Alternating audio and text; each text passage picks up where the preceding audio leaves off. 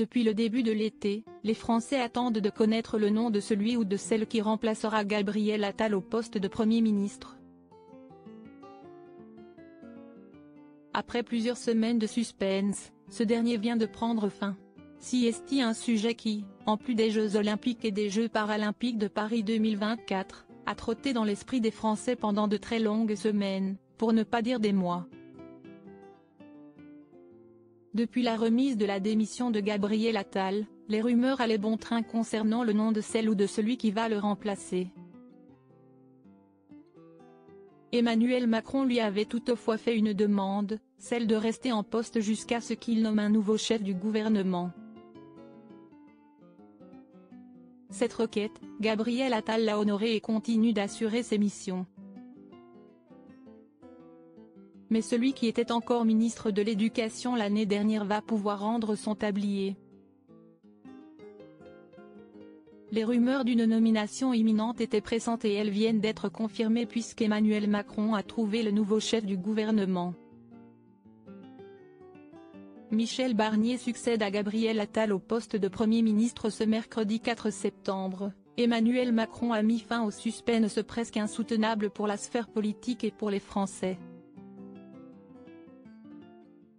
C'est par le biais d'un communiqué de presse de l'Élysée que le président de la République a indiqué que Michel Barnier avait été nommé Premier ministre, remplaçant ainsi Gabriel Attal.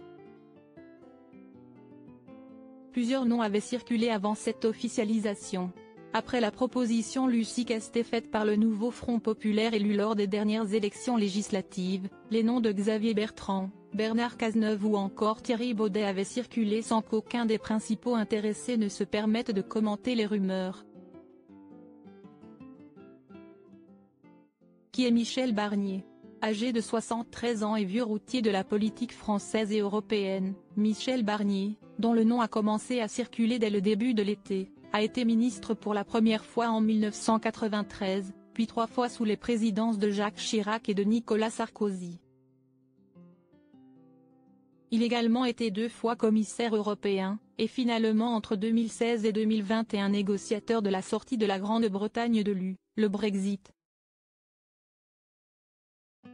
Il est brièvement réapparu en 2021 dans la vie politique française en se portant candidat à la primaire de son parti, les Républicains, LR, pour la présidentielle de 2022. Son programme prévoyait notamment un moratoire sur l'immigration. Quelle sortie pour Gabriel Attal? Gabriel Attal n'aura passé que quelques mois en tant que réside à Matignon.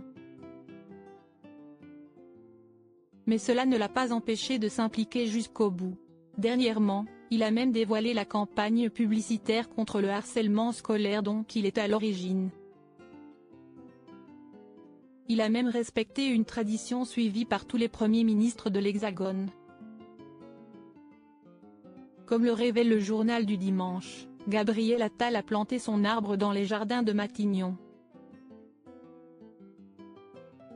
Un geste effectué par tous les premiers ministres à la fin de leur mandat.